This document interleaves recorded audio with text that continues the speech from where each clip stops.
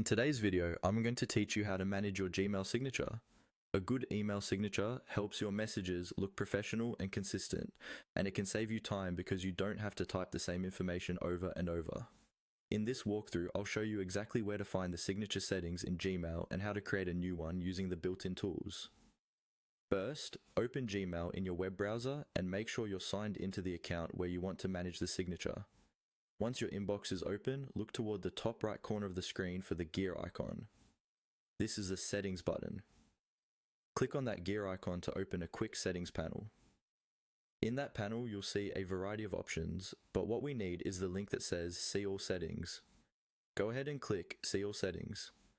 This will take you to the full settings page for your Gmail account, where you can configure more advanced options. At the top of this page, you should land on the General tab by default. Scroll down slowly through the general settings until you find the section labeled Signature. This is where you'll manage everything related to your email signatures. Inside the signature section, you'll see an option to create a new signature. Click on the button that says Create New. A small window or prompt will appear asking you to give your signature a name.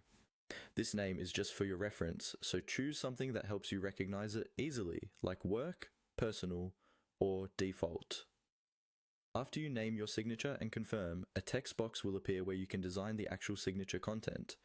Type in the information you want to include, such as your name, job title, company, and any other relevant details.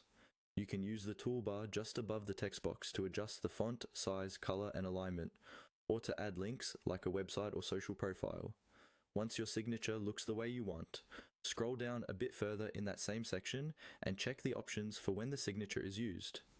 You can set it as the default for new emails, for replies and forwards, or both. Finally, scroll all the way to the bottom of the page and click Save Changes so Gmail remembers your new signature settings.